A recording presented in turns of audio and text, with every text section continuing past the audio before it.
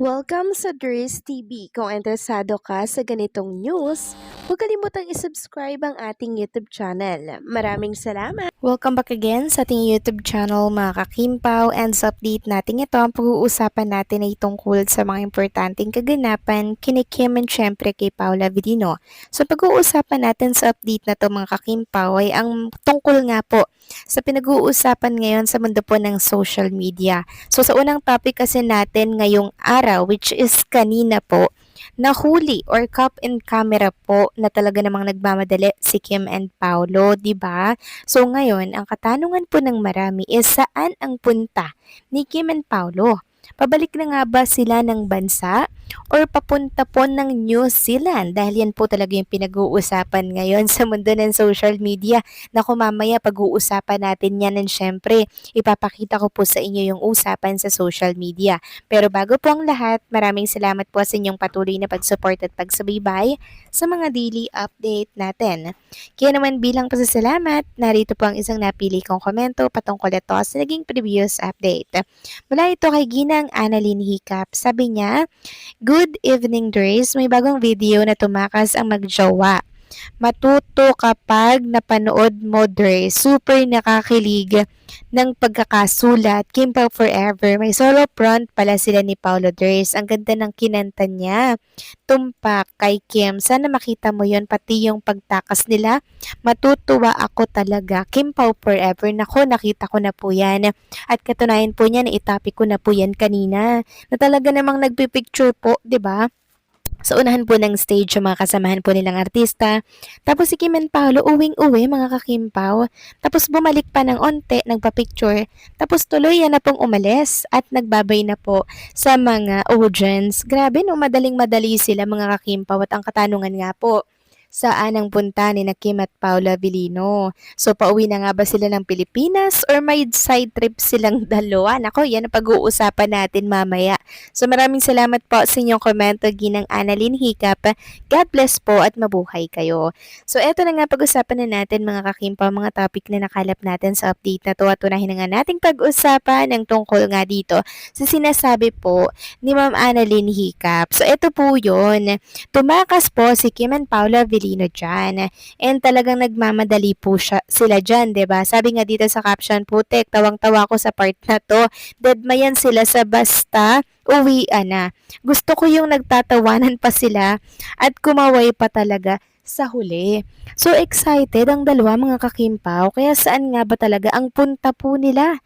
Yan ngayon ang pinag-uusapan sa mundo po ng social media, kasi nga po mga kakimpaw, nagmamadali si Kim and Paolo. Tapos meron tayong nabasang ganito, pauwi na daw po ng Pinas si Kim and Paolo. Sabi nga dito, kaya pala uwing-uwi na sila kasi uwi na sila ng Pinas.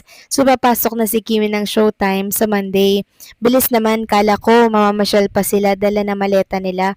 Haba si flight Kim Pao. So itong post na to mga kakimpaw ay tinutulan po ng ilang mga fans. Sabi nga dito ng nag-post, "Lokso ng dugo, they are heading to side trip BK. Di yan magmamadali. They left us up stage ahead of everyone, as in, if just to go back sa Pinas." And syempre, ang It's Showtime bukas ay pre-recorded na po yun mga kakimpaw.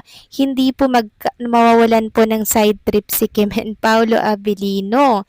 And eto nga po yung mga komento. Tama, baka may flight kaya nagmamadali. Might be kasi if they are really catching a flight kaya nagmamadali. Walang evening or past midnight, early morning flight pabalik ng Pinas from Australia. Flight to Manila if Qantas or PAL is usually midday. Indeed, trying to catch a flight somewhere in New Zealand maybe. So ayan, New Zealand daw ang punta ni Kim and Paula Avellino mga kakimpaw. Sabi pa dito, mag-energy ka naman talaga basta uwian na. Relate much ang lahat, introvert. Tapos sabi pa ng isa, hala, where are you going guys? Sa New Zealand nga ba? So ayun pala mga kakimpaw, kaya madaling-madali sina Kim and Paula Avellino dahil may pupuntahan somewhere malapit po dito sa Australia. So may flight pala mga kakimpaw si Kim and Paolo. Kasi kung pabalik yan ng Pilipinas, antayin po nila mga kakimpaw, ito mga kasamahan po nila, 'di ba? And syempre, sabi nga dito, wala daw pong flight ng midnight ganyan. May lumabas na picture nga po na si Kim and Paula Avellino, talagang nakabihis na, dala-dala yung maleta na talagang nagmamadali sila, no? So, sa New Zealand nga kaya ang punta nila. Nako, mga kakimpaw, sobrang ganda dyan sa New Zealand, sobrang lamig, sobrang nakaka-relax dyan, 'di ba? Kaya deserve po nila yan kung dun man nga po sila pupunta.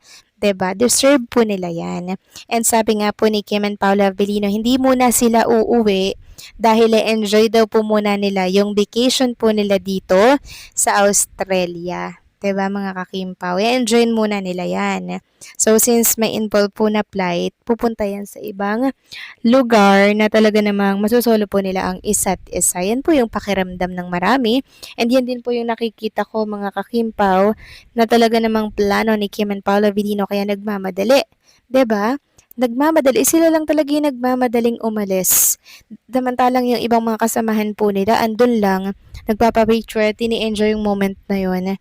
Tapos silang dalawa, tawang-tawa pa na nagpaalam na parang super excited sa moment na gagawin po nila. Nako, mga kakimpaw, nakakatuwa naman itong lovebirds na to, na talaga naman pong hindi po sinasayang, no, yung kanilang moment, yung kanilang oras na nandito po sila sa ibang bansa. Kasi sayang nga naman po yung moment na yun.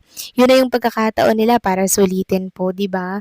Ang oras nila magkasama together dito po sa ibang bansa na talaga naman pong malaya silang makakagalaw, malaya po nilang magagawa yung mga gusto nila, di ba? Sabi ko nga po, pag nasa Pilipinas ka na, ang dami na pong nakatinging mata, camera dito, camera doon, chika dyan, chika doon, di ba?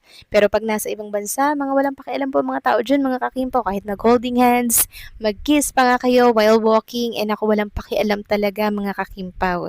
Dito lang talaga sa ating bansa may mga ganyan, 'di ba?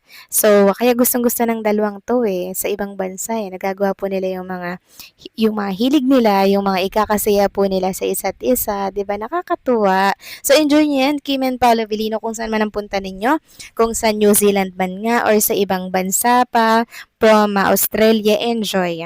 Deserve na deserve po ninyo yan. And syempre, nandito lang kami. Sana maglapag naman kayo ng ayuda, or kung may mga Kimpo fans dyan na nakakita po kay Kim and Paolo Avellino, share naman ng blessings para ma-share ko din yan sa mga senior citizen na talaga naman pong nag-aabang, 'di ba, ng mga paayuda na ikakakilig at ikakatuwa po ng marami. 'Di ba, mga kakimpaw, agree ba kayo dyan na huwag kayong mag-alala kasi once na may makita at makahanap tayong picture nilang dalawa na nasa New Zealand, i-share agad natin yan sa inyo. Okay? Basta, tumutok lang po tayo lagi sa update na to, ha, at huwag niyo pong kalilimutang i-like ang ating mga update. Malaking tulong na po yan sa atin, okay? So, paano, mga kakimpo, hanggang dito na lamang po ang update natin. Maraming salamat po sa inyong patuloy na pagsuporta.